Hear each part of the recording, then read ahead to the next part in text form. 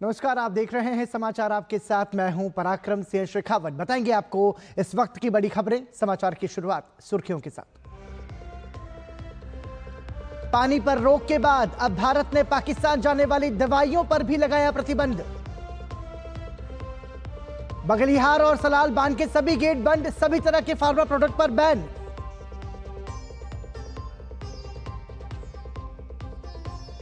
पाकिस्तान को एक और करारी चोट, कई देशों ने पाकिस्तानी एयर स्पेस से बनाई दूरी। ब्रिटिश एयरलाइंस सहित कई विमानन कंपनियों के रूट में बदलाव। जर्मनी, फ्रांस का बड़ा फैसला, कहा नहीं करेंगे पाकिस्तानी एयर स्पेस का इस्तेमाल।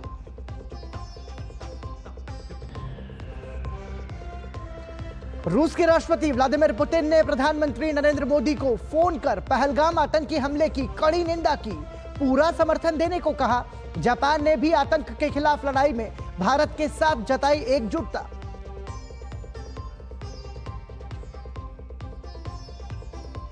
दिल्ली में उच्च स्तरीय बैठकों का दौर जारी। रक्षा सचिव ने प्रधानमंत्री से की मुलाकात। गृह मंत्रालय ने नागरिक सुरक्षा को लेकर 7 मई को राज्यों को मॉक ड्रिल करने का दिया निर्देश। हवाई हमले की स्थिति में चेतावनी देने वाले सायरन का संचालन।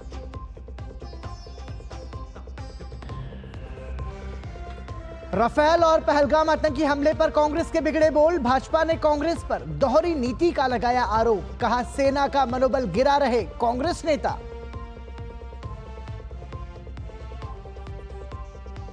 और पश्चिम बंगाल के मुर्शिदाबाद दंगों के पीड़ितों ने राष्ट्रीय महिला आयोग से न्याय की लगाई गुहार। आयोग ने लिया मामले में तत्काल संज्ञान। पश्चिम बंगाल के पुलिस महानिदेशक से मांगी घटना की तत्काल रिपोर्ट।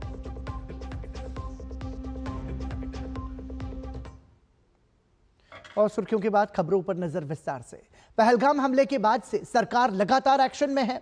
भारत ने 2 बांधों का पानी रोक दिया है, जिसके बाद अखनूर सेक्टर में चिनाब नदी के जल स्तर में बड़ी कमी आ गई है, जो 75 साल में पहली बार हुआ है। इसका असर जल्द ही पाकिस्तान पर पड़ेगा। वाटर स्ट्राइक के अलावा भारत ने पाकिस्तान के साथ सभी प्रकार का फार्मा व्यापार बंद कर दिया है। उधर कश्मीर में सुरक्षा बल लगातार आतंक और आतंकियों के पनाहगारों पर कार्रवाई कर रहे हैं। तो प्रधानमंत्री नरेंद्र मोदी ने आज रक्षा सचिव के साथ एक महत्वपूर्ण बैठक की है। आतंकिस्तान पर वाटर स्ट्राइक, अब नहीं मिलेगी एक भी बूंद। रोका गया चिनाब का पानी। बगलिहार और सलाल डैम के गेट बंद। भारत पहलगाम हमले के बाद आतंकिस्तान की कमर तोड़ने में कोई कोर कसर नहीं छोड़ रहा है। भारत ने सिंधु जल समझौता स्थगित करने के बाद चिनाब नदी का पानी रोक दिया है। सरकार ने बगलिहार और जम्मू के रियासी में बने सलाल बांध के दरवाजे भी बंद कर दिए हैं। ऐसे में भारत ने 2 दिन में 2 बांध बंद करके चिनाब का पानी पड़ोसी मुल्क में जाने से रोक दिया है। इससे पहले सरकार ने सिंधु नदी का पानी रोक दिया था। खबरों के मुताबिक सरकार की ओर से झेलम नदी में किशनगंगा बांध को भी बंद करने के लिए प्लानिंग की जा रही है। अब बांध बंद होने के बाद यहां से आने जाने वाली नदी पूरी तरह से सूख गई है। स्थानीय लोगों ने सरकार के इस कदम का स्वागत किया है। रियासी में रहने वाले स्थानीय नागरिकों का कहना है कि सरकार के हर निर्णय से वो सहमत हैं। ये बहुत बड़ी उपलब्धि है। जैसे पाकिस्तान ने हिंदुस्तान को तंग करके रखा हुआ है, ये करना बिल्कुल बहुत ही सही है। खुशी है कि सरकार ने पाकिस्तान का पानी बंद कराया। हम चाहते हैं कि पाकिस्तान को मुंह तोड़ जवाब मिलना चाहिए। मेरी 75 साल आयु हो गई है और पहली बार देखा है कि दरिया चिनाब का पानी भी बंद हो सकता है। जैसे मोदी जी ने जो फैसला किया है, उस फैसले का मैं बहुत उनका धन्यवाद करता हूँ। मैं आज दरिया चिनाब के किनारे आया था और मैंने यहाँ देखा कि ये जो पानी है, जो कि कम से कम 25-30 फुट बहता था और बड़ी फ्लो के साथ बैठता था, आज जो है इसमें 1.5 से 2 फुट पानी बचा हुआ है। जो मोदी जी ने सिंधु वाटर समझौते को जो है रद्द किया, उससे हमें बहुत खुशी है। भारत ने पाकिस्तान में निर्यात होने वाली सभी तरह के फार्मा प्रोडक्ट पर भी प्रतिबंध लगा दिया है। भारत से किसी तीसरे देश के जरिए भी कोई भी फार्मा प्रोडक्ट पाकिस्तान नहीं जाएगा। भारत ने पाकिस्तान को जाने वाली सभी तरह की दवाइयां, जांच उपकरण सहित कैंसर की दवाओं पर भी प्रतिबंध लगा दिया है। हम पाकिस्तान के साथ कोई भी ट्रेड नहीं करना चाहते, तो इंडिया से कोई भी एक्सपोर्ट पाकिस्तान का नहीं होगा। इवन ट्रांजिट गुड पाकिस्तान को नहीं जाएंगे और थर्ड कंट्री के गुड्स भी पाकिस्तान को नहीं जाएंगे। रफली हम अगर आप देखिए अप्रैल से जनवरी 2025 के बीच में हमारा करीब लिटिल ओवर $100 मिलियन का फार्मा को एक्सपोर्ट्स हुआ था, तो अब एक्सपोर्ट पूरी तरह से बंद हो जाएगा और ये पाकिस्तान के लिए एक चिंता का विषय होगा, बिकॉज इंडियन जो फार्मा है बहुत ज़्यादा कॉम्पिटिटिव है। अगर वही फार्मा प्रोडक्ट अगर उनको यूरोप से लेने पड़ेंगे तो उनकी जो कॉस्ट है 400% से करीब 1000% ज़्यादा पड़ेगी। इस बीच रक्षा सचिव राजेश कुमार सिंह ने प्रधानमंत्री नरेंद्र मोदी से नई दिल्ली में उनके आवास पर मुलाकात की। इससे पहले रविवार को वायुसेना प्रमुख air chief marshal Amarpreet Singh ने प्रधानमंत्री से मुलाकात की थी। प्रधानमंत्री और नौसेना प्रमुख एडमिरल दिनेश त्रिपाठी और सेना प्रमुख जनरल उपेंद्र द्विवेदी के बीच भी अलग अलग बैठकें हो चुकी हैं। उधर जम्मू कश्मीर के पुंछ के सूरनकोट क्षेत्र में सुरक्षा बलों ने आतंकवादियों की एक बड़ी साजिश को नाकाम कर दिया है। विशेष अभियान समूह SOG पुंछ और भारतीय सेना ने संयुक्त अभियान चलाकर जंगलों में छिपे एक आतंकी ठिकाने का भंडाफोड़ किया है। कार्रवाई के दौरान सुरक्षा बलों ने 5 IED बरामद की हैं। इसमें पाउडर के रूप में कुछ विस्फोटक सामग्री, संचार उपकरण, कपड़े और कुछ अन्य सामग्री बरामद हुई है। बम निरोधक दस्ते ने सभी IED को सुरक्षित तरीके से निष्क्रिय कर दिया। समय पर कार्रवाई होने से बड़ा हादसा टल गया। सुरक्षा एजेंसियों को शक है कि यह ठिकाना किसी बड़ी आतंकी साजिश को अंजाम देने के इरादे से तैयार किया गया था। यह ऑपरेशन भारतीय सेना और जम्मू कश्मीर पुलिस द्वारा संयुक्त रूप से चलाया गया। आतंकिस्तान पर सरकार लगातार सख्त कार्रवाई कर रही है और साथ ही कड़ा संदेश दे रही है कि देश जैसा चाहता है वैसा होकर रहेगा। Bureau report, DD news. Jammu Kashmir के पहलगाम में हुए आतंकी हमले के बाद भारत और पाकिस्तान के बीच बढ़ते तनाव को देखते हुए कई इंटरनेशनल एयरलाइंस ने पाकिस्तानी एयर स्पेस इस्तेमाल करने से इनकार कर दिया है। एयरलाइंस के बयानों और फ्लाइट ट्रैकर डेटा के अनुसार पाकिस्तान के एयर स्पेस से परहेज करने वाली प्रमुख एयरलाइन कंपनियों में air France, British Airways, Swiss international airlines और जर्मनी की लुफ्तांसा शामिल है। लुफ्तांसा समूह की एयरलाइंस ने रॉयटर्स को दिए गए एक बयान में कहा है कि वो अगली सूचना तक पाकिस्तानी हवाई क्षेत्र से परहेज कर रही हैं। फ्लाइट ट्रैकिंग डेटा से पता चला है कि British Airways, Swiss international airlines और एमिरेट्स की कुछ उड़ानें अरब सागर के ऊपर से गुजरी और फिर पाकिस्तानी हवाई क्षेत्र से बचते हुए अपना रुख मोड़ लिया। माना जा रहा है कि इंटरनेशनल एयरलाइंस के इस कदम से पाकिस्तान को ओवरफ्लाइट शुल्क से होने वाली आय में भारी नुकसान हो सकता है। गौरतलब है कि पहलगाम में हुए आतंकी हमले के जवाब में भारत ने पाकिस्तानी एयरलाइंस के लिए अपने हवाई क्षेत्र को बंद कर दिया है। पहलगाम हमले के बाद से पूरी दुनिया भारत के साथ खड़ी नजर आ रही है। भारत के सबसे विश्वस्त मित्रों में से एक रूस ने भी भारत का खुलकर समर्थन किया है। रूस के राष्ट्रपति व्लादिमीर पुतिन ने प्रधानमंत्री नरेंद्र मोदी को आज फोन करके पहलगाम हमले पर संवेदनाएं व्यक्त की तो आतंक के खिलाफ भारत की मुहिम का समर्थन किया। प्रधानमंत्री नरेंद्र मोदी ने राष्ट्रपति पुतिन को भारत आने का न्योता दिया, जिसे उन्होंने स्वीकार कर लिया है। इससे पहले भी विश्व के तमाम देशों के नेताओं ने प्रधानमंत्री नरेंद्र मोदी से बात करके अपना समर्थन जताया है। पहलगाम में हुए आतंकी हमले की दुनिया भर ने कड़ी निंदा की है। रूस के राष्ट्रपति व्लादिमीर पुतिन ने सोमवार को प्रधानमंत्री नरेंद्र मोदी को फोन किया और पहलगाम में हुए आतंकी हमले की कड़ी निंदा की। उन्होंने निर्दोष लोगों की मौत पर गहरी संवेदना व्यक्त की और आतंकवाद के खिलाफ लड़ाई में भारत को पूरा समर्थन देने की बात कही। उन्होंने इस बात पर जोर दिया कि इस जघन्य हमले के दोषियों और उनके समर्थकों को न्याय के कटघरे में लाया जाना चाहिए। दोनों नेताओं ने भारत रूस विशेष और विशेषाधिकार प्राप्त रणनीतिक साझेदारी को और मजबूत करने की अपनी प्रतिबद्धता दोहराई। प्रधानमंत्री मोदी ने राष्ट्रपति पुतिन को विजय दिवस की 80वीं वर्षगांठ के अवसर पर शुभकामनाएं दी और उन्हें इस साल के अंत में भारत में आयोजित होने वाले वार्षिक शिखर सम्मेलन के लिए आमंत्रित किया, जिसे राष्ट्रपति पुतिन ने स्वीकार किया। जापान के रक्षा मंत्री ने भी पहलगाम आतंकी हमले की कड़ी निंदा की है और भारत के साथ एकजुटता जताई है। रक्षा मंत्री राजनाथ सिंह ने हमले की निंदा करने और समर्थन देने के लिए जापान सरकार का आभार जताया। दोनों नेताओं ने आतंकवाद के खिलाफ सहयोग और जानकारी साझा करने को और सशक्त बनाने पर सहमति जताई। I recall our meeting at Vientiane, Laos in November last year, where we decided to expand defense cooperation in industry, technology and interoperability between the armed forces. At the outset, I would like to thank the government of Japan for their strong expression of solidarity with India in the wake of the Pahalgam terrorist attack. Excellency, I take this opportunity to compliment you for your immense contribution in deepening of the Indo-Japan defense relations. आतंकवाद के खिलाफ भारत को पूरे विश्व से समर्थन मिल रहा है और दुनिया भर के देश पहलगाम आतंकी हमले की कड़ी निंदा कर रहे हैं। Bureau report, DD news. संयुक्त राष्ट्र के महासचिव एंटोनियो गुटेरेस ने 22 अप्रैल को पहलगाम में हुए आतंकी हमले की कड़ी निंदा करते हुए हमले के जिम्मेदारों को न्याय के कटघरे में लाए जाने की बात कही है। उन्होंने हमले के पीड़ितों के परिवारों के प्रति अपनी संवेदनाएं व्यक्त करते हुए कहा कि नागरिकों को निशाना बनाना अस्वीकार्य है और जिम्मेदार लोगों को न्याय के कटघरे में लाया जाना चाहिए। Tensions between India and Pakistan are at their highest in years. I deeply respect and I am profoundly grateful to the government of people of both countries and their significant contributions to the work of the United Nations, not least UN peacekeeping. And so it pains me to see relations reaching a boiling point. I understand the raw feelings following the awful terror attack in Pahalgam on 22 April.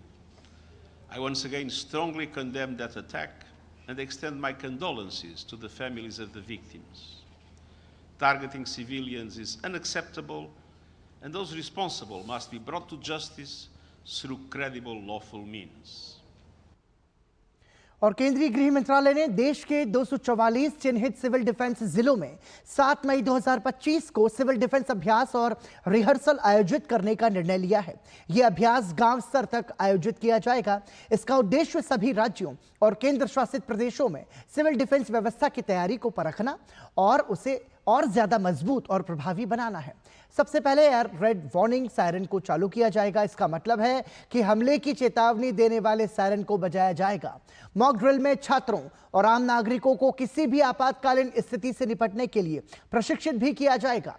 Crash blackout के उपाय किए जाएंगे। इसका मतलब है कि हमले के दौरान रोशनी बंद करने यानी क्रैश ब्लैकआउट की व्यवस्था की जाएगी। महत्वपूर्ण प्रतिष्ठानों को जल्दी से छिपाने की व्यवस्था की जाएगी। लोगों को सुरक्षित स्थानों पर ले जाने की योजना लोगों को बताई जाएगी और उसका अभ्यास भी किया जाएगा। बंगाल के मुर्शिदाबाद में बीते महीने हुई हिंसा के बाद से ममता सरकार लगातार सवालों के कटघरे में थी। इतनी बड़ी हिंसक घटना के बाद राज्य की मुख्यमंत्री ममता दीदी को 1 महीने बाद मुर्शिदाबाद की याद आई और वो वहां लोगों से मिलने पहुंची।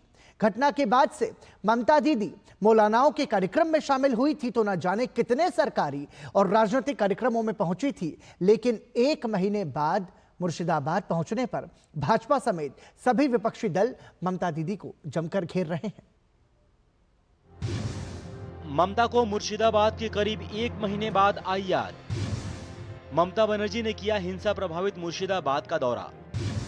भाजपा ने ममता बनर्जी के मुर्शिदाबाद दौरे पर उठाए सवाल। भाजपा ने ममता के मुर्शिदाबाद दौरे को बताया दिखावा। मुर्शिदाबाद हिंसा के करीब 1 महीने बाद पश्चिम बंगाल की मुख्यमंत्री ममता बनर्जी हिंसा पीड़ितों की सुध लेने पहुंची। ऐसे में सवाल उठना लाजमी है कि मुख्यमंत्री ममता बनर्जी ने मुर्शिदाबाद हिंसा पीड़ितों से इतने दिनों तक दूरी क्यों बनाए रखी। जब पत्रकारों ने ममता बनर्जी से मुर्शिदाबाद हिंसा पर राज्यपाल सीवी आनंद बोस की ओर से गृह मंत्रालय को भेजी गई रिपोर्ट के बारे में पूछा तो उन्होंने कोई जानकारी नहीं होने की दलील देकर बचने की कोशिश की। मुर्शिदाबाद के दौरे को लेकर सीएम ममता ने अपना बचाव करते हुए कहा कि वो पहले भी दौरा कर सकती थी, लेकिन उन्होंने स्थिति सामान्य होने तक का इंतजार करना उचित समझा। केंद्रीय मंत्री गिरिराज सिंह ने मुख्यमंत्री ममता बनर्जी के मुर्शिदाबाद हिंसा के प्रभावित इलाकों का दौरा करने पर तंज कसा है। ममता बनर्जी के दौरे पर सवाल खड़ा करते हुए उन्होंने कहा कि मुख्यमंत्री ममता बनर्जी घड़ियाली आंसू बहाने के लिए मुर्शिदाबाद गई हैं। उन्होंने कहा कि ममता बनर्जी के शासन में हिंदू सुरक्षित नहीं है। ममता बनर्जी वोट की राजनीति करती हैं, लाशों पर, धर्म पर ये वोट की राजनीति करती हैं और तुष्टीकरण की राजनीति करती हैं। बांग्लादेशी, रोहिंग्या सबके लिए रेड कारपेट बंगाल में बिछा के रखी। पूरे बंगाल में हिंदुओं के अंदर एक आक्रोश है। तो 27 दिन बाद ममता बनर्जी घड़ियालू आंसू बहाने के लिए मुर्शिदाबाद पहुंची, औपचारिकता पूरा करने के लिए। इस बीच पश्चिम बंगाल के भाजपा नेता अग्निमित्रा पॉल ने मुख्यमंत्री ममता बनर्जी पर तुष्टीकरण की राजनीति करने का आरोप लगाया। 8 तारीख को घटना घटा, आज हो गया आपका, 5 तारीख को आप जा रहे, तो ये हिंदू तो समझ ही रहे, आपका प्रायोरिटी लिस्ट में हिंदू कहाँ है? नीचे है, इधर ऊपर 30% है, सिर्फ मुसलमान होना है, वो आपका प्रायोरिटी है। आप सिर्फ वोट बैंक के लिए काम करते हैं, मुसलमान के लिए भी आपका कोई भी चिंता नहीं है। 11 अप्रैल को मुर्शिदाबाद में वक्फ कानून के खिलाफ हुए विरोध प्रदर्शन के दौरान हिंसा हुई थी। वक्फ संशोधन कानून का विरोध कर रही भीड़ में शामिल उपद्रवी तत्वों ने जमकर पथराव और आगजनी की थी। उपद्रवियों ने हिंदुओं के घरों और दुकानों पर भी हमला किया था।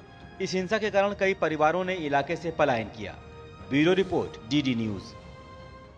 पश्चिम बंगाल के मुर्शिदाबाद में हाल ही में हुए दंगों के पीड़ितों ने राष्ट्रीय महिला आयोग से न्याय की गुहार लगाई है। दंगों में मारे गए हरगोविंदो दास और चंदन दास की पत्नी ने इस दर्दनाक घटना को बयां करते हुए महिला आयोग की अध्यक्ष विजया रहाटकर को पत्र लिखा है। राष्ट्रीय महिला आयोग ने इस मामले में तत्काल संज्ञान लेते हुए पश्चिम बंगाल के पुलिस महानिदेशक को पत्र लिखकर घटना पर तत्काल रिपोर्ट मांगी है। साथ ही इस मामले में पुलिस की भूमिका के बारे में स्पष्टीकरण मांगा है। आयोग ने शिकायत में नामित संबंधित अधिकारियों को 9 मई 2025 को सुबह 11 बजे व्यक्तिगत सुनवाई के लिए उपस्थित होने के लिए भी तलब किया है। आयोग ने बताया कि पत्र में पीड़ितों ने राज्य सरकार द्वारा किए गए अत्याचार का विवरण दिया। पीड़ितों ने आरोप लगाया कि राज्य की पुलिस ने उन्हें न्याय देने के बजाय उन्हीं का उत्पीड़न किया। उन्हें सुरक्षा देने के बजाय एक राजनीतिक कार्यक्रम में उपस्थित होने के लिए धमकियां और जबरदस्ती की गई। पत्र में एक घटना का जिक्र किया गया है जिसमें कोलकाता में उनके अस्थायी आश्रय पर पुरुष पुलिस अधिकारियों के एक बड़े दल ने हमला किया था। दंगाइयों ने दरवाजे तोड़ दिए, संपत्ति को नुकसान पहुंचाया और उन्हें हिरासत में लेने का प्रयास किया। राज्य की पुलिस ने बिना किसी कानूनी दस्तावेज के, बिना किसी महिला पुलिसकर्मियों की मौजूदगी के और उनकी गरिमा की परवाह किए बिना उन्हें परेशान किया। राष्ट्रीय महिला आयोग की अध्यक्ष विजया रहाटकर ने हाल ही में पश्चिम बंगाल के हिंसा प्रभावित क्षेत्रों की अपनी यात्रा के दौरान इन महिलाओं से व्यक्तिगत रूप से मुलाकात की थी। आयोग ने स्पष्ट किया है कि वो दंगा पीड़ित बहादुर महिलाओं के साथ मजबूती से खड़ा है। पश्चिम बंगाल के मुर्शिदाबाद जिले में हुई हिंसा में अपने पिता और भाई को खोने वाले समर्थ दास ने कलकत्ता उच्च न्यायालय में याचिका दायर कर सीबीआई जांच और सीएपीएफ द्वारा परिवार की सुरक्षा की मांग की है। इस मामले में उच्च न्यायालय मंगलवार को सुनवाई कर सकता है। गौरतलब है कि बीते महीने मुर्शिदाबाद में वक्फ संशोधन अधिनियम को लेकर हुए हिंसक विरोध प्रदर्शन के दौरान हरगोविंद दास और उनके बड़े बेटे की हत्या कर दी गई थी। सुप्रीम कोर्ट ने 31 जनवरी 2025 से पहले सुरक्षित रखे गए मामलों में लंबित फैसलों पर सभी राज्यों के हाई कोर्ट से रिपोर्ट मांगी है।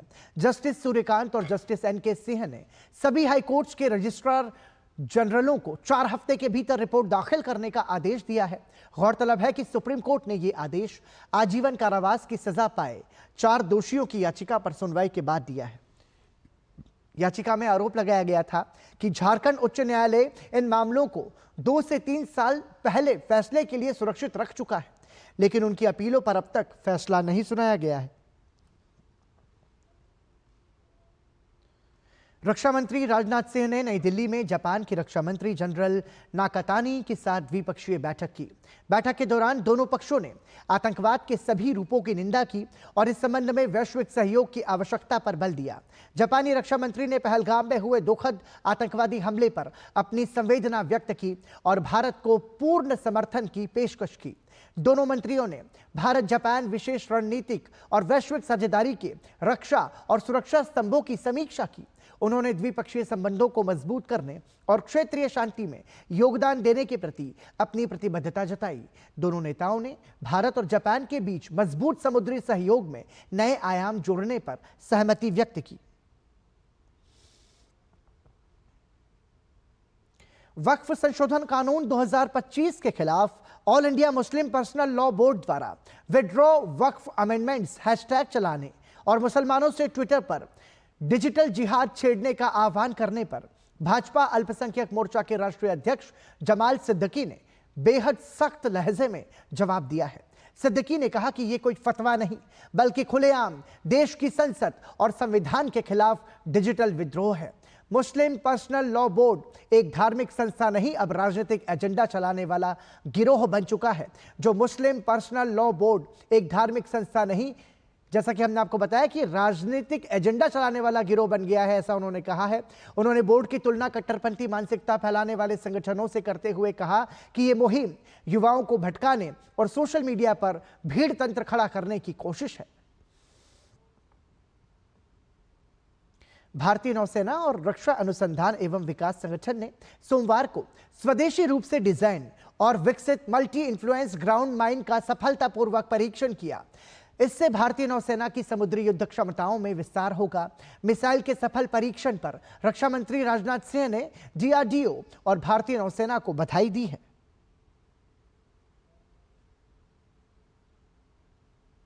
केंद्रीय मंत्री किरेन रिजिजू ने सोमवार को वियतनाम में भारतीय समुदाय को संबोधित किया। इस मौके पर उन्होंने कहा कि दुनिया भर के बुद्धिस्ट भारत को बुद्ध के देश के नाम से जानते हैं। उन्होंने प्रधानमंत्री नरेंद्र मोदी के UN में दिए भाषण का हवाला देते हुए कहा कि भारत ने दुनिया को बुद्ध दिया है, ना कि युद्ध। इस मौके पर केंद्रीय मंत्री ने कहा कि हम बहुत भाग्यशाली हैं क्योंकि हम भारत जैसे देश के नागरिक हैं। हमने नॉलेज दिया है दुनिया को, हमने दुनिया को क्या नहीं दिया।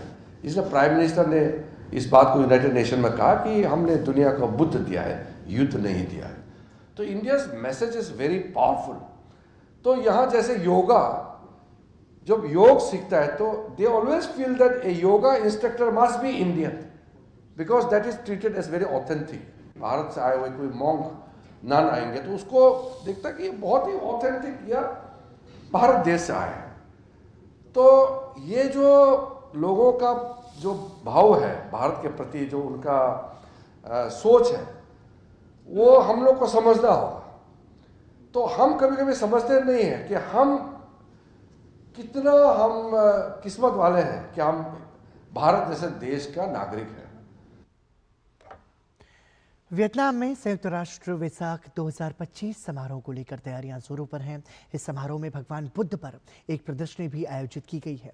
क्या खासियत है इस प्रदर्शनी की, बता रहे हैं हमारे संवाददाता गिरीश निशाना। वियतनाम के के हो ची मिन सिटी में मंगलवार को संयुक्त राष्ट्र वेसाक 2025 समारोह का उद्घाटन किया जाएगा। इस समारोह में भगवान बुद्ध पर एक विशेष प्रदर्शनी भी आयोजित की गई है।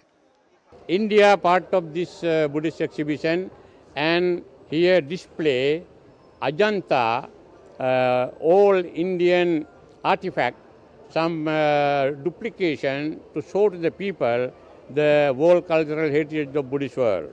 India, we Buddhist world always respect their contribution to preserve and preservation of the Buddhist cultural heritage and monument, whole India. Bharat सरकार के संस्कृति मंत्रालय द्वारा भी यहाँ एक स्टॉल लगाया गया है, जहाँ भगवान बुद्ध के जीवन की महत्वपूर्ण घटनाओं की मूर्तियों के साथ ही अजंता गुफाओं को डिजिटल रूप से पुनर्स्थापित करने और कलाकृतियों को अद्भुत सटीकता के साथ दिखाने का प्रयास किया गया है।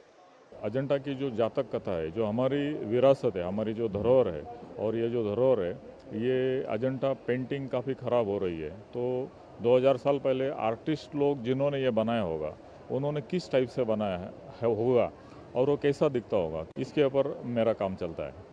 प्रदर्शनी में स्वर्ण चित्रकला के अद्भुत नमूने देखे जा सकते हैं। मास्टर थियन हाई सोने के पाउडर और सोने के तरल को एक ब्लो चार्ट का उपयोग करते हुए नक्काशी करते हैं। उनकी तकनीक से कलाकृति में भगवान गौतम बुद्ध के विभिन्न रूपों को दिखाने का प्रयास किया गया है, जो यहाँ आने वाले हर दर्शक का मन मोह लेते हैं। फात टिच पगोड़ा की टावर बहाली योजना को दिखाया गया है। इस टावर का निर्माण ली राजवंश के तीसरे सम्राट ली थान तोंग द्वारा 1057 से 1066 में तिएन डू पर्वत पर वान फूक पेगोड़ा में किया गया था। टावर के अंदर एक स्वर्ण प्रतिमा भी है। यहाँ वियतनाम में बुद्धिस्ट द्वारा पहने जाने वाले कपड़ों को भी प्रदर्शित किया गया है। वे कैसे स्टाइल और किन रंगों के कपड़े पहनते हैं, ये विशेष रूप से दिखाया गया है। यहाँ पुस्तकों को भी विशेष रूप से प्रदर्शित किया गया है, जिसमें धम्म, बुद्ध और वियतनाम पर आधारित पुस्तकें देखी जा सकती हैं। प्रदर्शनी में बताया गया है कि भारत में 2500 साल पहले बौद्ध धर्म की उत्पत्ति हुई थी। किस तरह देश और दुनिया में यह धर्म फैला, उसका संपूर्ण विवरण यहाँ देखने को मिल रहा है। लकड़ी पर की गई नक्काशी यहाँ हर किसी को दांतों तले उंगलियां दबाने पर मजबूर कर रही हैं। लकड़ी पर की गई नक्काशी से यहाँ एक से एक बढ़कर उत्पाद देखे जा सकते हैं। विभिन्न प्रकार की चाय भी यहाँ बनाकर दिखाई जा रही है। चाय बनाने का तरीका कुछ यहाँ अलग है। यहाँ ड्रैगन क्लॉ चाय को विशेष रूप से प्रदर्शित किया गया है। यहाँ वियतनामी पारंपरिक संगीत वाद्य यंत्रों की प्रदर्शनी भी लगाई गई है, जहाँ संगीत की ऐसी धुनों को सुनाया जा रहा है जो हजारों वर्षों की पारंपरिक संगीत विरासत से प्रेरित है, जो सभी क्षेत्रों की राष्ट्रीय सांस्कृतिक पहचान और वियतनामी बौद्ध संस्कृति से निकटता से जुड़ी हुई है। भगवान गौतम बुद्ध के जीवन को दर्शाती है ये प्रदर्शनी। इसमें जहां एक तरफ स्वर्ण चित्रकला देखी जा सकती है, तो वहीं दूसरी तरफ वाद्य यंत्र हर किसी को अपनी ओर आकर्षित कर रहे हैं। यहाँ भारतीय संस्कृति से लेकर वियतनाम की संस्कृति को देखा और समझा जा सकता है। कैमरामैन वाई.के. लोकनाथ के साथ गिरीश निशाना, DD news, Vietnam. Madhya Pradesh में धर्म परिवर्तन और लव जिहाद से जुड़े सभी मामलों की जांच के लिए एसआईटी का गठन किया गया है, जिसका नेतृत्व भोपाल संभाग के पुलिस महानिरीक्षक अभय सिंह करेंगे। इस संबंध में मध्य प्रदेश पुलिस मुख्यालय के आदेश में बताया गया है कि राज्य के कुछ जिलों में ऐसी आपराधिक गतिविधियों की सूचनाएं प्राप्त हुई हैं, जिनमें सामाजिक रूप से असुरक्षित एवं कमजोर वर्ग की बालिकाओं, महिलाओं को योजनाबद्ध तरीके से प्रेम जाल, धोखे, धमकी या अन्य प्रलोभनों के माध्यम से लक्ष्य बनाकर मानसिक, शारीरिक एवं सामाजिक शोषण किया गया है और इन घटनाओं में पीड़ितों का कथित रूप से भय, दबाव या धोखे के आधार पर धर्मांतरण कराया गया है। इन घटनाओं की जांच के लिए विशेष जांच दल का गठन किया गया है।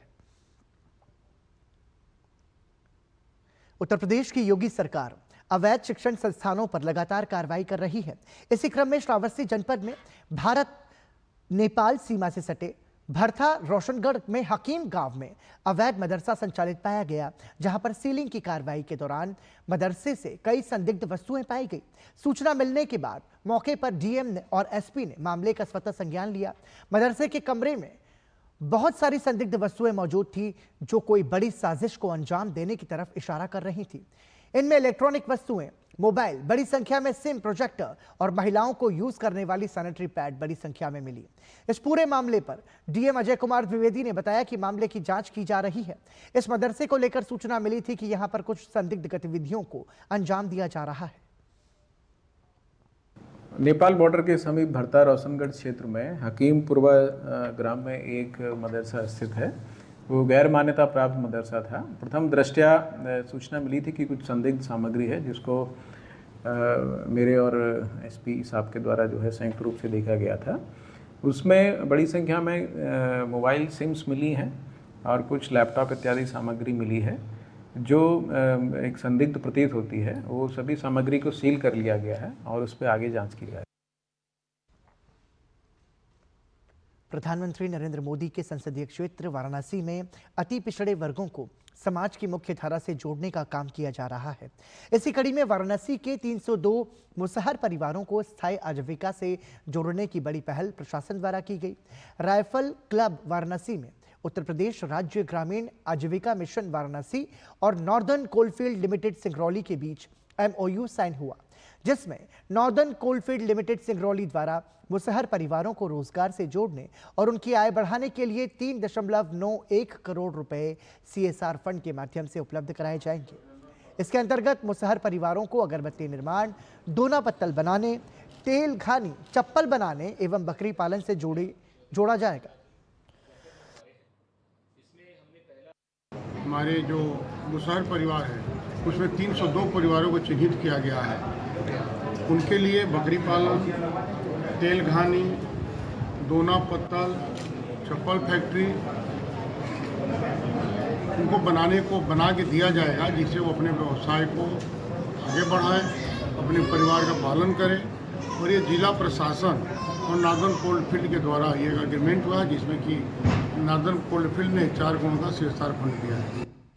जीरो पॉवर्टी का कैंपेन भी माननीय मुख्यमंत्री जी द्वारा चलाया जा रहा है। उसके तहत 3500 मूसहर परिवार जनपद वाराणसी में जो है उन्हें अलग अलग योजनाओं से संतृप्त किया गया। एक मूसहर उन्नयन परिवार अभियान नाम से वाराणसी में पिछले 1 साल से चल रहा था, तो लगभग 12 योजनाओं से इन सभी परिवारों को संतृप्त किया गया। तो एक चीज़ देखी गई कि इनमें कुछ परिवार महिलाएं ऐसी निकली जो कुछ रोज़गार का काम करना चाह रही थी पर उनके पास कोई साधन नहीं था। तो ऐसे 302 परिवारों को पहले फेज़ में बकरी पालन, चप्पल बनाने की फैक्ट्री का कार्य, धोना पत्तल की फैक्ट्री और अगरबत्ती बनाने की यूनिट, तेल घानी की यूनिट, इन तरीके के कार्यों से जोड़ने के लिए एक कार्यक्रम चलाया जा रहा है। ये मूसहर कम्युनिटी के आजीविका संबंधी ये प्रस्ताव CDO वाराणसी से प्राप्त हुआ, जिसमें कोल मंत्रालय ने इसे काफ़ी उपयोगी पाया। उसके दिशा निर्देश में और हमारे NCL केसेस प्रबंधन के मार्गदर्शन में और CDO साहब के सहयोग से हम लोग इस मुकाम तक पहुँचे हैं। हमें पूरी उम्मीद है कि ये कार्यक्रम सफल होगा और जिसके लिए जो हमारी मूसहर कम्युनिटी है, जिस परिवारों के लिए बना हुआ है, वो यह पूर्णतः अपना सहयोग करके वांछित रिजल्ट पाएंगे।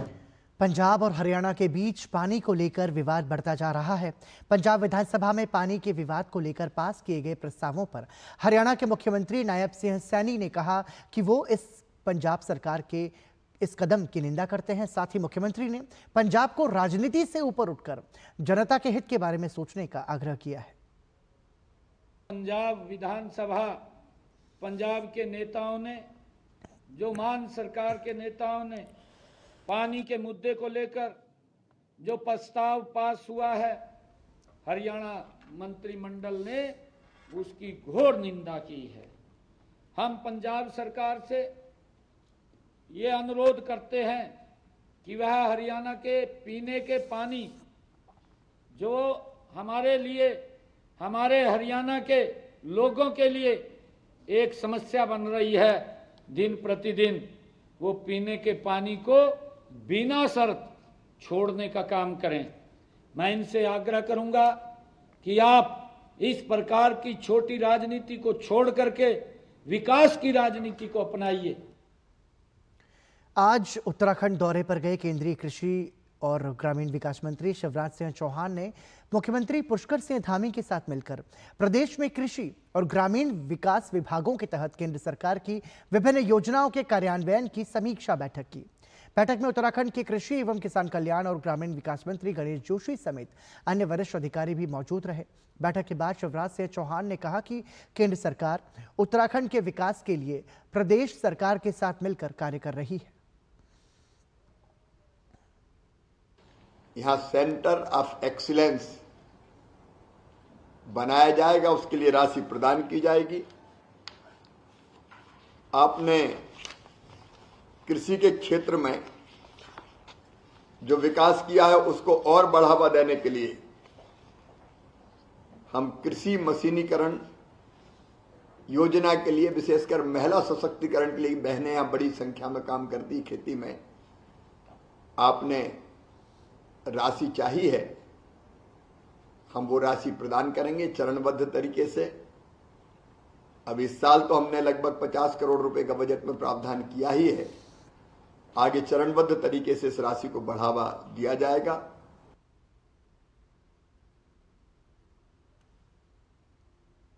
पहलगाम आतंकी हमले के बाद से जहां पूरा देश एक साथ आतंक के खिलाफ खड़ा नजर आ रहा है, लेकिन कई कांग्रेसी नेताओं के ऐसे बयान आ रहे हैं जिसकी चर्चा भारत से ज्यादा पाकिस्तान में हो रही है। ये बयान पाकिस्तान के समर्थन में है तो भारत की सेनाओं का मनोबल तोड़ने वाले हैं। कांग्रेसी नेताओं के सिलसिलेवार बयानों के बाद भाजपा ने जोरदार हमला बोला है तो कांग्रेस पार्टी पर देश विरोधी एजेंडा चलाने का आरोप लगाया है। कांग्रेस नेताओं के बिगड़े बोल, सेना के बारे में दिया विवादित बयान, कांग्रेस नेताओं के बयान पर भड़की बीजेपी, कांग्रेस ने सेना का मनोबल गिराने की कोशिश की। पहलगाम आतंकी हमले के बाद जहां एक और पूरे देश में उबाल है तो विपक्षी दल कांग्रेस अपने बयानों की वजह से भाजपा के निशाने पर है। भाजपा ने कांग्रेस पर जमकर हमला बोला है। भाजपा प्रवक्ता सुधांशु त्रिवेदी ने कहा है कि पाकिस्तान सीमा पर लगातार संघर्ष विराम का उल्लंघन कर रहा है। वहीं कांग्रेस और इंडी गठबंधन के नेता सेना को निशाना बनाकर बयानबाजी कर रहे हैं। भाजपा ने कांग्रेस के नेताओं पर भारतीय सेना का मनोबल गिराने का आरोप लगाया। भाजपा ने कहा कि चंद नेताओं को पाकिस्तानी सेना के लिए चीयर लीडर की भूमिका निभाना बंद करना चाहिए। एक तरफ कांग्रेस और इंडी गठबंधन के नेता ये मुखौटा लगाकर कहते हैं कि वो सरकार के साथ हैं, और फिर उनके नेता बयानों की श्रृंखला एक के बाद एक वो देते रहते हैं जो भारत के विरुद्ध और भारत की सेना को मनोबल को गिराने वाली हो। ये कुछ वैसा ही है जैसे पाकिस्तान यहां पर गतिविधियां करता है और ऑफिशियली ये स्टैंड रखता है कि उसका उनसे कोई लेना देना नहीं है, वो तो शांति चाहता है। ठीक उसी प्रकार कांग्रेस और इंडी गठबंधन का ऑफिशियल स्टैंड रहता है कि हम सरकार के साथ हैं, और उनके नेता निरंतर ऐसे बयान देते रहते हैं। भाजपा ने कांग्रेस पार्टी और इंडी गठबंधन के व्यवहार को गैर जिम्मेदाराना बताया। सिद्धारमैया से लेकर चरणजीत सिंह चन्नी के बयान पाकिस्तानी मीडिया में खूब चल रहे हैं। भाजपा यूपी कांग्रेस के अध्यक्ष अजय राय के बयान को लेकर भी हमलावर नजर आया। अजय राय ने एक विमान के खिलौने को राफेल बताते हुए उस पर नींबू मिर्च लटकाकर सरकार पर तंज कसा था। सुधांशु त्रिवेदी ने कहा कि राफेल कोई खिलौना नहीं है। मैं कांग्रेस पार्टी से कहना चाहता हूं, बिल्कुल ये सच है कि जब रफाल आया था तो हमारे रक्षा मंत्री राजनाथ सिंह जी ने फ्रांस में जाकर उसके ऊपर स्वास्तिक बनाया था। शायद इनको पता नहीं है, भारत की सेना में बाकायदा धार्मिक शिक्षक नियुक्त होते हैं। जब सैनिक युद्ध करने के लिए जाते हैं तो उनकी धार्मिक भावनाओं के अनुरूप जो वह परंपरा चाहें, जो वो रिचुअल चाहें, और उन धार्मिक भावनाओं के अनुरूप उनकी पूरी व्यवस्था की जाती है।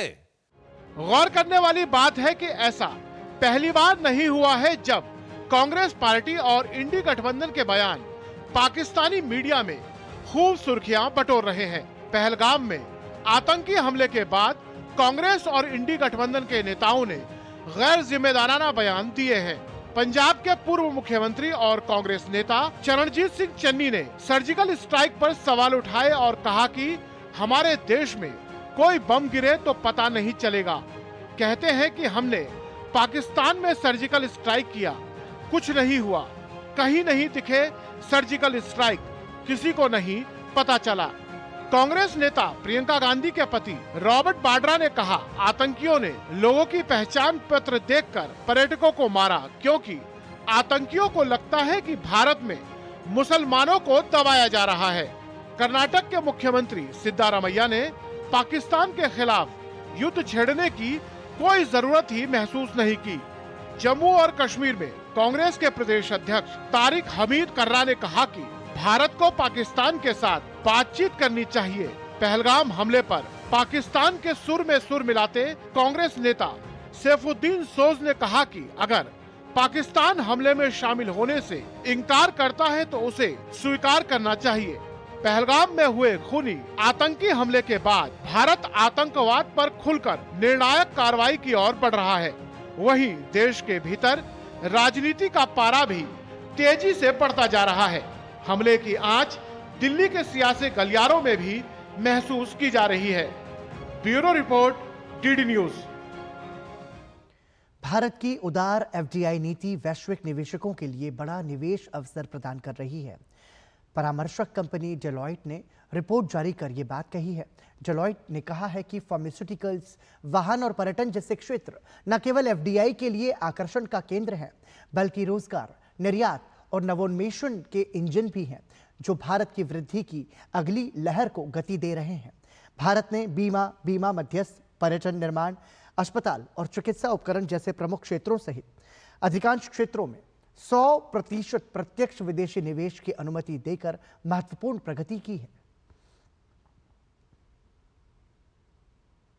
और आइए अब खबरें देखते हैं फटाफट अंदाज में।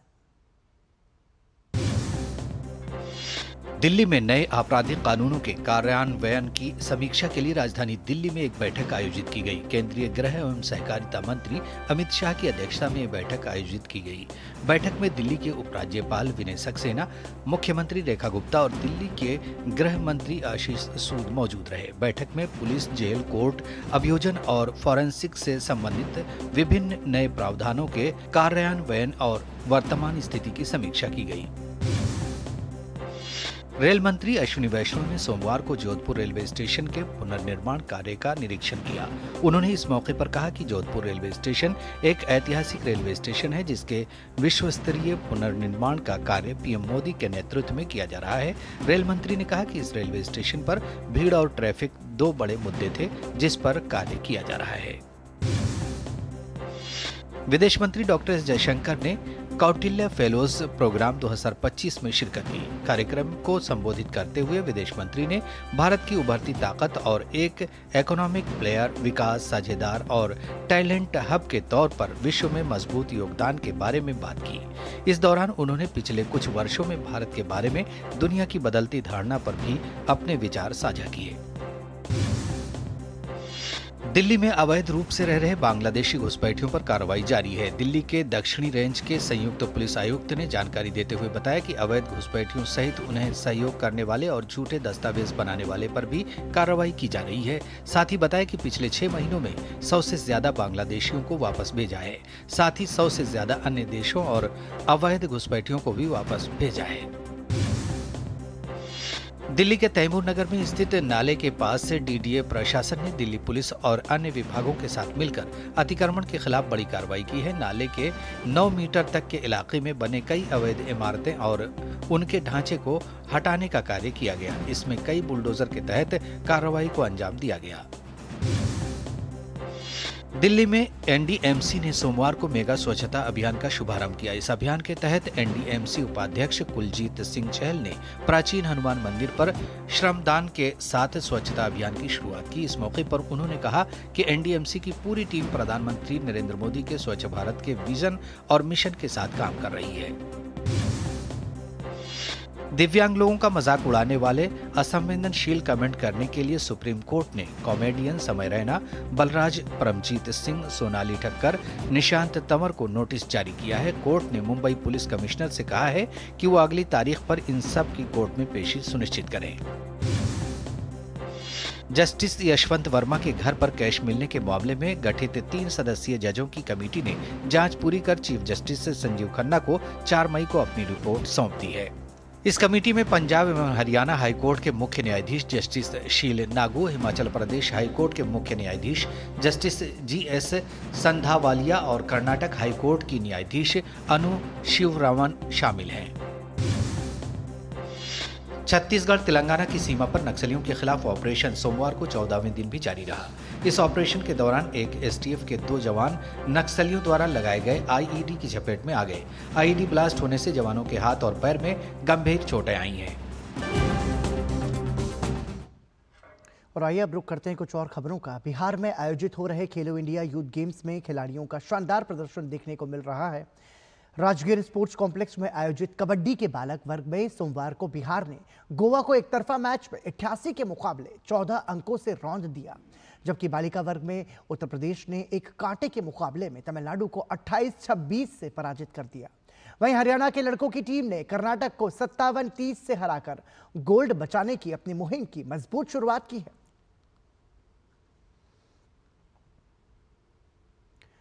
और वहीं उधर कबड्डी के बालक और बालिका वर्ग दोनों ही मुकाबलों में छत्तीसगढ़ को हार का सामना करना पड़ा। बालिका वर्ग में राजस्थान ने छत्तीसगढ़ को 43-33 अंकों से हराया। राजस्थान की बालिका टीम मुकाबले के पहले हाफ में छत्तीसगढ़ पर 22-18 से बढ़त बना चुकी थी। बालक वर्ग में आंध्र प्रदेश ने भी छत्तीसगढ़ को एक संघर्षपूर्ण मुकाबले में 43-37 अंकों से शिकस्त दी। और वहीं पटना के पाटलिपुत्र स्पोर्ट्स कॉम्प्लेक्स में वॉलीबॉल के मुकाबलों में जम्मू कश्मीर के बॉयज ग्रुप ए में उत्तराखंड को उन्होंने हराया। गर्ल्स ग्रुप बी में गुजरात ने केरल को हराया। अन्य गर्ल्स मैचों में वेस्ट बंगाल ने यानी कि पश्चिम बंगाल ने बिहार को और तमिलनाडु ने झारखंड को हराया। बिहार पहली बार इन खेलों की मेजबानी कर रहा है, जो 4 से 15 मई तक राज्य के 5 शहरों और दिल्ली में आयोजित हो रहे हैं। इस बार कुल 27 खेलों के मुकाबले होंगे और इसमें पहली बार ई स्पोर्ट्स को डेमो इवेंट के रूप में शामिल किया गया है। दूसरी ओर तैराकी का पावर हाउस माने जाने वाले कर्नाटक ने अपेक्षित प्रदर्शन करते हुए गया के बीपाट स्विमिंग पूल में आयोजित प्रतियोगिताओं में 7 में से 4 स्वर्ण पदक जीतकर पदक तालिका में शीर्ष स्थान पर जगह बना ली। गया में अदिति सतीश हेगड़े ने लड़कियों की 50 मीटर फ्री स्टाइल में स्वर्ण पदक जीतकर गत चैंपियन महाराष्ट्र के अभियान की विजयी शुरुआत की।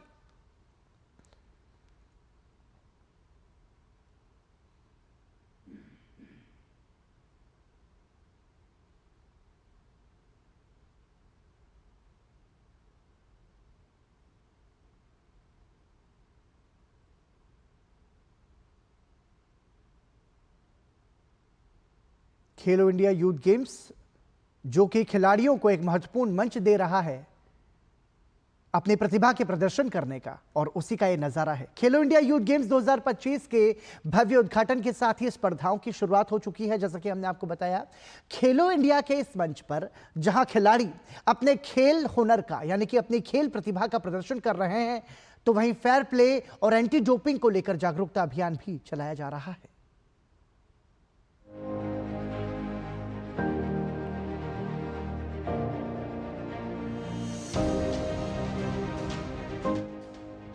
देश के युवा खिलाड़ियों के लिए खेलो इंडिया का मंच न सिर्फ खेलों के लिए बल्कि खेलों से जुड़े दूसरे पहलुओं को भी सामने रख रहा है। इस मंच पर जहां खिलाड़ी अपने खेल हुनर का प्रदर्शन कर रहे हैं, तो वहीं फेयर प्ले और एंटी डोपिंग को लेकर जागरूकता अभियान भी चलाया जा रहा है। नाडा द्वारा तैनात अधिकारी खिलाड़ियों, कोच और सपोर्ट स्टाफ को डोपिंग से जुड़ी हर प्रकार की जानकारी मुहैया करा रहे हैं। हमने एक हर जहाँ भी गेम चल रहे हैं इंडिया में, जैसे अभी पटना में चल रहे हैं, भागलपुर में चल रहे हैं, गया में चल रहे हैं, अब आपके जितने भी डिस्ट्रिक्ट में यहाँ गेम चलाए जा रहे हैं, वहाँ पे हमने एक अवेयरनेस बूथ लगाया हुआ है। इसके बारे में हम उनको खिलाड़ी को जागरूक कर रहे हैं, कोई ऐसी मेडिसिन ना लें जो डोपिंग में आप आ सकते हैं और डोपिंग रूल आप पे लग सकता है। इससे पकड़े जाते हैं तो आप नाडा 4 साल आपको बैन कर सकती है और आपका मेडल भी वापस कराया जा सकता है। इसके बारे में हमने यहाँ पे एक ऐसा अवेयरनेस बूथ लगाया है, कौन कौन से रूल्स हैं यहाँ पे नाडा इंडिया के, कौन कौन सी मेडिसिन बैन है और कैसे अपनी मेडिसिन को पहचान सकते हैं। अगर किसी खिलाड़ी को कैसी मेडिसिन की रिक्वायरमेंट पड़ती है जो डोपिंग में आती है, तो उसके बारे में आप कैसे नाडा से परमिशन ले सकते हैं। वहीं खेलो इंडिया यूथ गेम्स में हिस्सा लेने वाले खिलाड़ी भी मानते हैं कि नाडा की ये मुहिम उनके लिए काफी फायदेमंद है। ये हमारे लिए बहुत फायदेमंद है क्योंकि इससे हमें पता चलेगा क्या एंटी डोपिंग होता है, ये कैसे काम करता है, इसके नुकसान क्या है, क्या क्या चीज़ें एंटी डोपिंग में आती हैं, ये सब हमें ये बताते हैं सर जो एंटी डोपिंग के सर हैं। और ये हमारे लिए बहुत हेल्पफुल है कि जो आप डाइट लेते हो उसमें भी एंटी डोपिंग हो सकता है। कई ऐसे तो सप्लीमेंट्स लेते हैं जो लोग, कई बार वो सप्लीमेंट्स भी गलत होते हैं, तो उसका हमेशा एक बिल जब भी परचेस करो सप्लीमेंट तो एक बिल जरूर रखो अपने साथ। जैसे अभी सर ने बताया था, जैसे क्रिएटिन जैसे लेते हैं हम, उसमें ड्रग्स का जो होता है उसमें देख के उसका बिल रखना चाहिए अपने पास। जाहिर तौर पर किसी खिलाड़ी के लिए खेल जितना जरूरी है उतना ही जरूरी है एंटी डोपिंग नीतियों के बारे में जानकारी होना, ताकि खेलों के विकास के साथ साथ देश में स्वच्छ खेल इकोसिस्टम का निर्माण भी हो सके।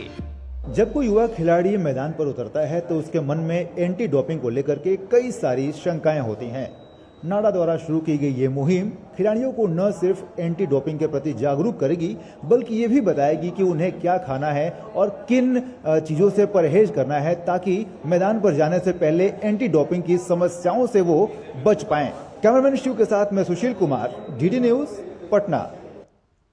खेलो इंडिया यूथ गेम्स 2025 में वॉलीबॉल के शुरुआती मुकाबले खेले जा रहे हैं। ग्रुप दौर के मैच में खिलाड़ियों का शानदार प्रदर्शन देखने को मिल रहा है। डीडी न्यूज के साथ बातचीत में राजस्थान की वॉलीबॉल टीम के खिलाड़ियों ने खेलो इंडिया यूथ गेम्स में मिल रही सुविधाओं की जमकर प्रशंसा की। वॉलीबॉल खिलाड़ियों से बात की हमारे संवाददाता सुशील कुमार ने। खेलो इंडिया यूथ गेम्स में मुकाबलों का दौर जारी है और इस वक्त हमारे साथ वॉलीबॉल टीम मौजूद है राजस्थान की, जिन्होंने अभी कुछ देर पहले ही मणिपुर को हराकर आगे बढ़े हैं। इनसे बात करेंगे। आप कप्तान हैं टीम के। मुकाबला मणिपुर के साथ हमने देखा, एक रोमांचक मुकाबला था, 2-1 से आपने जीत हासिल की है। क्या कहेंगे, किस स्तर की प्रतियोगिता है ये? बहुत बढ़िया स्थिति है। वैसे खेलो इंडिया की तरफ से, सरकार की तरफ, या सरकार बढ़िया व्यवस्था कर रखी है। जब हमारा मणिपुर के साथ मैच हुआ तो ऐसा लगा नहीं कि हम बेस्ट ऑफ 5 सेट तक जाएंगे। सोचा ऐसा कि 3 सेट तक ही आप कर लेंगे, पर मणिपुर की टीम ने बहुत बढ़िया खेला, डिफेंस की तरह बहुत बढ़िया था, लेकिन हमारे टाइम पे सभी प्लेयर बढ़िया खेले, बहुत मज़ा आया खेल के। अभी तो शुरुआत है, अभी ग्रुप मैचेस चल रहे हैं, आने वाले समय में जो है प्रतियोगिताएं और ज़्यादा मतलब कड़े मुकाबले होंगे, उसके लिए कितनी तैयारी है? कोशिश करेंगे पूरी जीतने के लिए। हमें पता है अगला मुकाबला कड़ा आएगा, पर हम जीत के लिए हम जरूर खेलेंगे, हमारे जोश के साथ खेलेंगे। सरकार युवा खिलाड़ियों के लिए कई तरह के प्रयास कर रही है कि खिलाड़ी आगे बढ़ें, कई तरह के स्कॉलरशिप हैं, जो है टॉप की स्कीम है। आपको क्या लगता है ये सारी जो स्कीम्स हैं खिलाड़ियों को कितना फायदा पहुंचाती है आगे बढ़ने के लिए?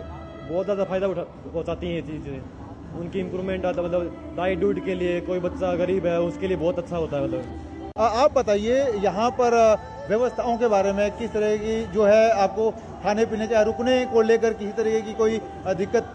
बहुत शानदार व्यवस्था है, खाने की बहुत अच्छी व्यवस्था है। तो एक प्लेयर को फैसिलिटी मिलनी चाहिए, वो वास्तव में सरकार दे रही है खेलो इंडिया के अंदर। खिलाड़ी अपने खेल के साथ साथ यहाँ मिल रही सुविधाओं को भी काफी जो है एंजॉय कर रहे हैं, और कहीं ना कहीं ये इन खिलाड़ियों के मनोबल को ऊपर ले जाने का भी काम करता है। जिस तरह से सरकार कई तरह के स्कीम के द्वारा इन खिलाड़ियों को मदद पहुंचा रही है। कैमरामैन शिव के साथ मैं सुशील कुमार, डीडी न्यूज, पटना।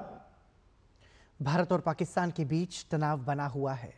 एक और जहां भारत ने जल संधि को निलंबित कर और विभिन्न आर्थिक कदम उठाकर पाकिस्तान की कमर बुरी तरह से तोड़ दी है, तो वहीं पाकिस्तान में हर छोटा बड़ा राजनेता युद्ध की धमकी दे रहा है।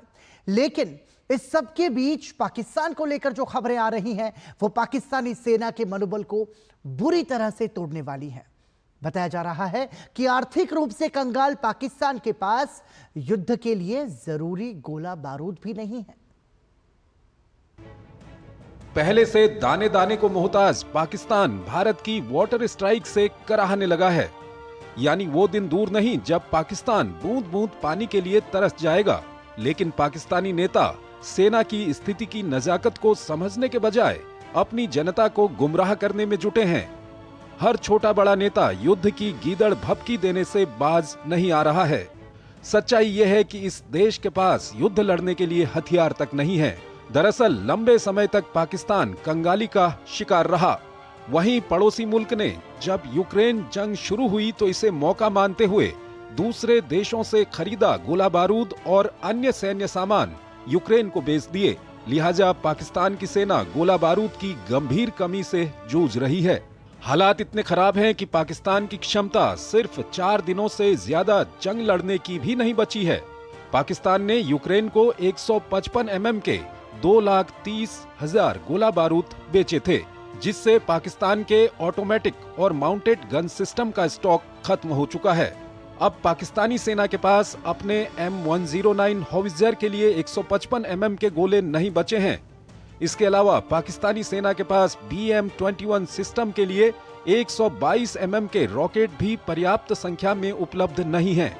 दूसरी तरफ हथियार बनाने वाली पाकिस्तान ऑर्डिनेंस फैक्ट्री यानी POF में खुद इतनी क्षमता नहीं है कि वो बड़े स्तर पर हथियारों और गोला बारूद को बना सके।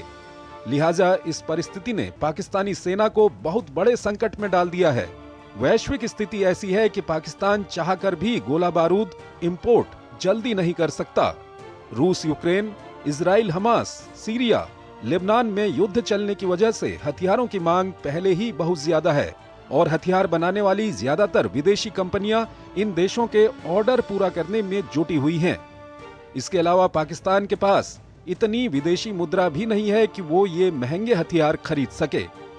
गोला बारूद की इस कमी ने पाकिस्तान के सैन्य नेतृत्व में घबराहट पैदा कर दी है। उधर पहलगाम हमले के बाद से राजनीतिक परिदृश्य से गायब चल रहे शहबाज शरीफ ने अपना मलेशिया का दौरा रद्द कर सेना प्रमुख आसिम मुनीर को अपनी प्रासंगिकता बताने की कोशिश की है। दरअसल पिछले कई दिनों से ये अटकलें लग रही हैं कि जनरल आसिम मुनीर अपने रहमो करम पर चल रहे शहबाज शरीफ का कभी भी तख्ता पलट कर सकते हैं। इसकी बड़ी वजह मुनीर के भरोसेमंद ISI चीफ को पाकिस्तान का NSA यानी राष्ट्रीय सुरक्षा सलाहकार बनाया जाना और सरकार के वरिष्ठ मंत्रियों की कमांड अपने हाथों में लेना बताया जा रहा है। गाजा में संघर्ष विराम को लेकर इजरायल और हमास के बीच कोई प्रगति नहीं हो पाई है। इस सब के बीच इजराइल ने पूरे गाजा पर कब्जा करने के लिए अपनी सेना को अधिकृत कर दिया है। ऐसे में हमास के पास इजराइल के बचे बंधकों की रिहाई खटाई में पड़ गई है। वहीं यमन के हुतियों को लेकर ईरान ने इजराइल और अमेरिका को अंजाम भुगतने की धमकी दे दी है। ऐसे में आने वाले दिनों में यहां बड़ा क्षेत्रीय संघर्ष भड़क सकता है। इजराइल और हमास के बीच करीब 1.5 साल से संघर्ष जारी है। बंधकों की रिहाई के लिए इजराइल ने हमास के खिलाफ अभियान छेड़ रखा है। हालांकि संघर्ष विराम के तहत बहुत से बंधकों की रिहाई संभव हो पाई है, लेकिन अभी भी बहुत से ऐसे बंधक हैं जो हमास के कब्जे में हैं। बंधकों को रिहा न किए जाने से गुस्साए इजराइल ने पूरे गाजा पर कब्जा करने की योजना बना ली है। सोमवार को सुरक्षा कैबिनेट ने पूरे गाजा पर नियंत्रण और अनिश्चित समय के लिए वहां बने रहने की योजना पर मुहर लगा दी है। हालांकि इजरायली सेना प्रमुख ने गाजा में अभियान तेज करने को लेकर चेतावनी भी दी है। उनका कहना है कि यह अभियान गाजा में बंधकों की जान को खतरे में डाल सकता है। सेना प्रमुख ने कहा है कि गाजा में इस कार्रवाई के 2 उद्देश्य हैं। पहला हमास को हराना, दूसरा बंधकों को बचाना। लेकिन दोनों मकसद एक साथ पूरा करने में मुश्किलें आ सकती हैं। इससे एक दिन पहले सेना प्रमुख ने गाजा में अभियान तेज करने के लिए रिजर्व सैनिकों को बुलाने का आदेश दिया था। उन्होंने भूमि और भूमिगत हमास के सभी बुनियादी ढांचों को नेस्त नाबूद करने का संकल्प दोहराया था। इजराइल और हमास के बीच 8 हफ्तों तक जारी संघर्ष विराम मार्च में टूट गया था। इसके बाद इजराइल ने फिर से गाजा पर हमला करना शुरू कर दिया था। इजराइल ने गाजा को मिलने वाली मदद पर भी रोक लगा दी है। दोनों पक्षों के बीच सीज़फायर को लेकर बातचीत अभी भी रुकी हुई है। हमास ने बंधकों की रिहाई पर आगे की चर्चा करने से इनकार कर दिया है कि जब तक कि इजराइल युद्ध को समाप्त करने और गाजा से अपनी सभी सेनाओं को वापस बुला लेने के लिए सहमत नहीं हो जाता। उधर ईरान ने अमेरिका और इजराइल को हूती समूह पर हमला न करने के लिए चेताया है। ईरान के रक्षा मंत्री जनरल अजीज नसीरजादे ने धमकी भरे लहजे में कहा है कि अगर हूती पर हमला किया गया तो उसकी ओर से अमेरिका और इजराइल के ठिकानों को निशाना बनाया जाएगा। ईरान ने यह धमकी ऐसे समय में दी है जब उसने नए ठोस ईंधन वाली ballistic missile Qasem Basir launch की है। हूती ने रविवार को इजराइल के एयर डिफेंस को भेदते हुए उसकी जमीन पर बैलिस्टिक मिसाइल दागी थी। ये मिसाइल तेल अवीव के बाहर बेन गुरियन हवाई अड्डे से सिर्फ 75 मीटर की दूरी पर गिरी। इस पर पलटवार करते हुए प्रधानमंत्री बेंजामिन नेतन्याहू ने हूती और उसके आका ईरान को माकूल जवाब दिए जाने का संकल्प दोहराया था। पिछले दिनों हूती समूह ने अमेरिकी F-18 लड़ाकू विमान को मार गिराने का भी दावा किया था। अमेरिका पिछले कई हफ्तों से यमन में हमला जारी रखे हुए है। और इसी के साथ ही समाचार में अभी के लिए इतना ही। दीजिए अनुमति। नमस्कार।